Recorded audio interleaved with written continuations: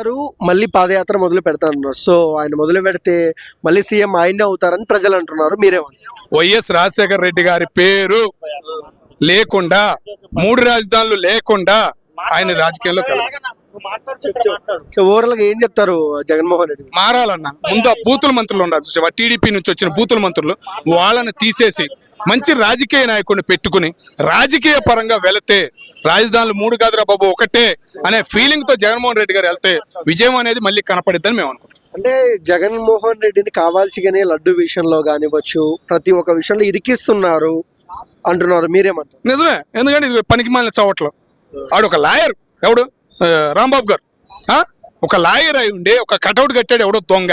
ఏం చేయాలి? నువ్వు వెళ్ళి పోలీస్ కేసు పెట్టాలి. టీడీపీ వాళ్ళు రాండి 24 గంటలు నేను నేను తీసే టీడీపీ వాళ్ళు వచ్చి తీసేయకపోతే నేను తీసేస్తా.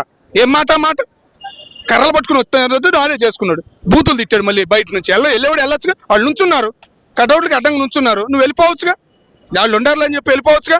కారు దిగి చంద్రబాబు తిడతా నువ్వు. మళ్ళీ ఆడామె తిట్టింది కాబట్టి అంట, ఆడామె తిట్టిందేమో అరగంట తర్వాత, ఈడు తిట్టిందే ముందు. ఏం మాటలు మాట్లాడుతున్నాడు? ఆడికి ఆల్రెడీ బండబూతులు తిట్టాడు, ఇంకేం కావాలి ఆడికి? అంటే అంబాటి రాంబాబు గారు జైలుకు వెళ్ళి వచ్చినప్పటికి కూడా నేను హ్యాపీగా ఎంజాయ్ చేశా అని ఆయనే చెప్పారు. తగ్గేదిలని ఇలా చూపించారు. బైరెడ్డి సిద్ధార్థి కూడా అసలు హ్యాపీగా ఎంజాయ్ చేస్తున్నారు. మీరు ఇబ్బంది పెట్టాలనుకుంటున్నారు, మీరు ఏం కాదు. పులి అన్నారు, పులి ఆడుండాలి. అది రీసెంట్గా ఒక పెద్ద ఆయన కూడా అన్నాడు, మంచి మాట అన్నాడు అని అంతా అనుకున్నా. అట్లాగేంది తగ్గేదే లేదు, తగ్గేది అనగానే ఇక్కడ దెబ్బ కనపడింది. ఏంద్ర బాబు అంటే జారిపడ్డాడంట. యాడ జారిపడ్డాడు? జైల్లో అంటే కాదు, బాత్రూంలో జారిపడ్డాడు. ఏం మాట కొట్టారనుకోవచ్చా? ఈ పబ్లిక్ గా చెప్పుకోలేరు కదా. అది అంత పెద్ద వ్యక్తిని కొట్టగలరా అన్న ఒక ప్రజాస్వామ్యంలో? అన్న తెలివి ఉండాలన్నా, మాట్లాడే మాట విలువ ఉండాలి. ఒక మాట ఉంది నీకు, రాజకీయం బుద్ధి ఒక్కటన్నా కనపడుతుందా? ఒక్కదే నిదాహరణ అన్న, మంత్రి పదవి చేసిన రాజకీయ నాయకుడు ఓడిన చరిత్ర భారతదేశంలో లేదు, ఈ పనికి మాలిన వాళ్ళు తప్ప. ఒక్కటి చెప్పి నాకు రాజకీయ చరిత్రది 75లోనే ఎప్పుడో మొదలైన రాజకీయ చరిత్రది. మంత్రిగా చేసిన ఏ మనిషి ఓడిపోయిన చరిత్ర లేదు రాజకీయ నాయకుడిగా. నాయకుడు అంటే అట్టంటాడు, ఈ అంటే తెలీదు. పోలవరం ఏంది అంటే పోలవరం తెలియదు అంటాడు. పోలవరం ఏంది, ఏం చేయబోతున్నారు, పోలవరం గురించి నాకు తెలియదు అంటాడు ఆయన మంత్రి అని.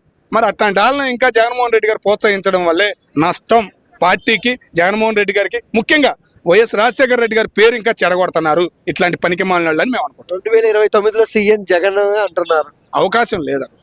అవకాశం అనేది లేదు.